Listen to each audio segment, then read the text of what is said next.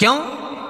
तो लिंग पुराण के अंदर और शिव महापुराण के अंदर वर्णन किया गया कि भगवान शंकर ने नंदी को वचन दिया था, सुनो नंदी। शंकर भगवान से नंदी कहता है हमारा भरण पोषण कैसे हो? शंकर भगवान कहते हैं नंदी मेरे शिवलिंग पर यदि, कई लोगों को थोड़ा ध्यान दीजिएगा, है बहुत कथा पर बहुत ध्यान देना, शिव महापुराण की कथा है, बार बार ऐसी कथा नहीं मिल सकती आपको। सुनोगे आप अपनी जगह पर, बहुत वक्ता हैं, बहुत प्रेम से बांचते हैं, पर जो कथा रस तत्व से आपको मिल जाए उसको ले लीजिए महाराज। कोई वस्तु, कोई भोजन आप बनाकर लेकर गए हो, कोई पकवान आप बनाकर लेकर गए हो, कोई फल लेकर गए हो, यदि शिवलिंग पर वो पकवान, वो मिठाई, वो फल टच हो गया तो वो खाने के योग्य नहीं रहता, वो घर पर लेकर मत आना, मंदिर में ही छोड़कर। यदि भोजन, पकवान, मिठाई, शिवलिंग यहां पर है और भोजन का भोग तुमने इतनी दूर से लगाया है, फल इतनी दूर रखा है, वो शिवलिंग पर टच नहीं करा गया है, तो उस प्रसाद को, उस फल को आप पा सकते हो, उसको खा सकते हो।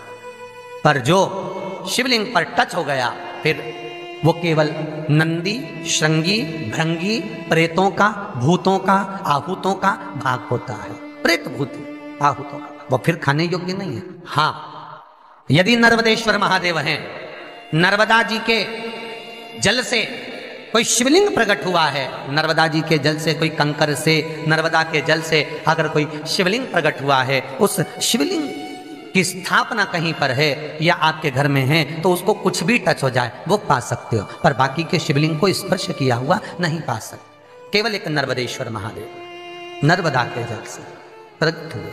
कई लोग पूछते हैं ये सांप है कौन, ये सर्प है कौन, तो उसको बताओ ये भगवान शंकर के गले में जो एक सांप पड़ा हुआ है ये भगवान विष्णु हैं। और शंकर भगवान के सिर पर जो जटा में सांप दिखता है, वो हाथ में सांप बंधे रहते हैं, वो दो हाथों में, कमर पर, सिर पर, केशों पर जो सांप 5 नजर आते हैं वो, तो बताओ ये शंकर भगवान की 5 लड़कियां हैं, जया, विषहरा, शामली बारी, दो तली और देव। ये 5 लड़कियां भगवान शंकर के इर्द गिर्द घूमती हैं, आस पास भ्रमण करती हैं, सभी ये शिव की बेटियां भगवान शंकर के साथ भ्रमण करती हैं। 5 जया, विषहरा, शामली बारी, दो तली और देव, ये जो 5 पुत्रियां थी शंकर भगवान की, ये वासुकी को दी गई थी महाराज, क्योंकि ये सर्प की योनि में थे, इसलिए ये वासुकी नाग को प्रदान करी गई थी। वासुकी नाग कौन सा? जिसने मंथन कराया। वासुकी नाग कौन सा? जिसके फण पर पूर्ण पृथ्वी विराजमान है। वासुकी नाग कौन सा? जो निरंतर देवताओं के हित के लिए कार्य करता रहता है।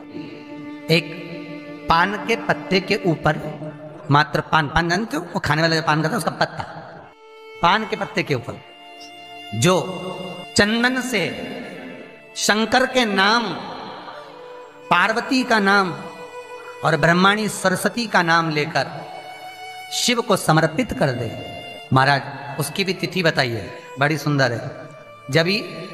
जब रवि का पुष्य योग पड़े, रवि पुष्य नक्षत्र हो, रवि का पुष्य योग पड़े, उस समय पान के पत्ते पर चंदन से शंकर, पार्वती और सरस्वती का स्मरण कर कर जो शिवलिंग के ऊपर उस पान के पत्ते को चढ़ाकर 5 बेलपत्र, 3 समी पत्र समर्पित कर देते हैं, उस बच्चे से चढ़वा देते हैं, वो बच्चा कभी पढ़ने में कमजोर नहीं होता, विद्या में बढ़ता ही बढ़ता है।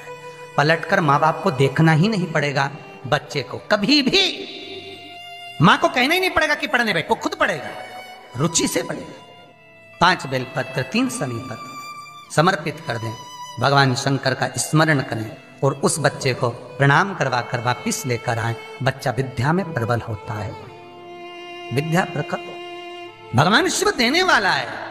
सरस्वती को स्वर बोले। शिव महापुराण की कथा, लिंग पुराण की कथा, विष्णु पुराण की कथा, पद्म पुराण की कथा कहती है कि किसी वृक्ष के नीचे, जिन वृक्षों का गुणगान हमारे शास्त्र करते हैं, जिन वृक्षों का गुणगान हमारी पुराणे करती हैं, उन वृक्ष के नीचे अगर एक मंत्र का मनका भी फेरा जाए तो उसका पुण्य हजारों गुना प्राप्त हो जाता है, आप रूप प्राप्त होता है अपने आप जिस पुण्य को करना चाह रहे। मेरा बहुत निवेदन है महाराज, बहुत प्रयास करा करो, प्रयास करना।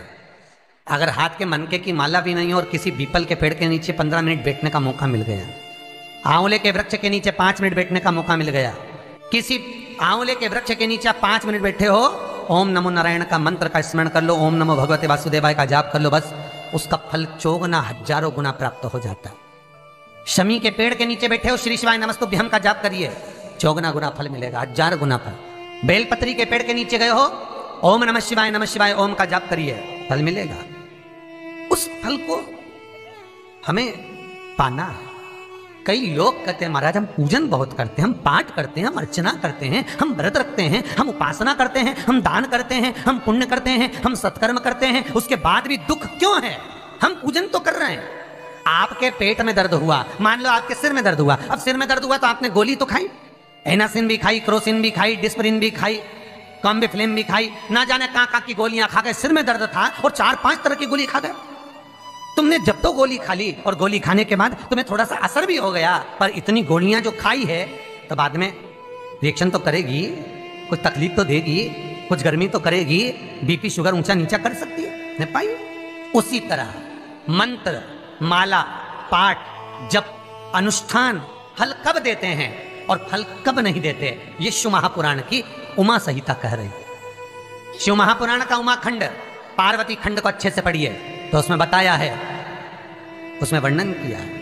हम पाठ करने बैठे, इतनी बड़ी पोथी लेके लोग बैठ जाते हैं, पहले राम रक्षा स्तोत्र पढ़ लिए, फिर ये पढ़ लिए, गीता जी का अध्याय पढ़ लिया, ये पढ़ लिया, ये चालीसा, दुर्गा चालीसा, शिव चालीसा, तांडव, ये वो, ये मंत्र जप लो, वो मंत्र जप लो, फिर कोई महाराज बता गया वो मंत्र जप लो, फिर कोई महाराज बता गया वो मंत्र जप लो, ये वाला देवता ला के अलमारी में रख लो। इतनी बड़ी पूजन की अलमारी, बस इतनी बड़ी, ज्यादा से ज्यादा होगी तो इतना बड़ा पूजन का घर, कमरा, उसमें इतना सारा देवता।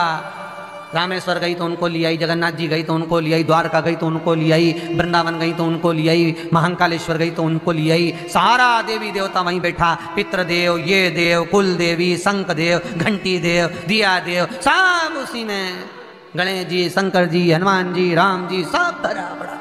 और पूजन करने सुबह से आई, सुबह से इतनी सी शक्कर लाई कटोरी में, इतनी सी शक्कर कटोरी में, भगवान को नहला धुला के कटोरी धर दी, इतनी बड़ी अलमारी में सारा देवता ऐसा कसा कसाया बैठा है, सारा देव। तीर्थ करने फिर गई तो गणेश जी शंकर भगवान से बोले पिताजी फिर जा रही है।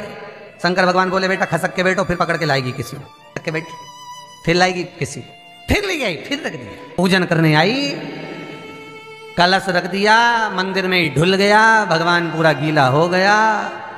गणेश जी शंकर जी से बोले पिताजी पूरा गीला करके चली गई। शंकर भगवान बोले बेटा तो कल ही आएगी, दिया लगा के गई तो गीले में बैठो, अब नहीं आने वाली। और ध्यान देना साहब, इस कथा को आपके ऊपर लेकर समझाया जा रहा है, क्योंकि शिव महापुराण की कथा कहती है कि आप जो मंत्र जप रहे हो, आप जो माला जप रहे हो, आप जो साधना कर रहे हो, आप जो पाठ कर रहे हो, वो आप पर असर कर रहा है कि नहीं कर रहा है, वो आपको समझना है। राम रक्षा स्तोत्र का पाठ करो तो पहले हनुमान चालीसा पढ़ो, फिर राम रक्षा स्तोत्र करो। शिव चालीसा, दुर्गा चालीसा, गणेश चालीसा, हनुमान चालीसा, गायत्री चालीसा, इन 4-5 चालीसा को एक साथ कभी नहीं पढ़ना। एक चालीसा यदि आपने पढ़ ली है शुरू में, तो पाठ पूरा होने के बाद जब उठने की तैयारी हो तब दूसरी चालीसा पढ़ दो, बाकी की चालीसा भले आप बाद में पढ़ दो। पर एक साथ 4 चालीसा का पाठ नहीं होना चाहिए।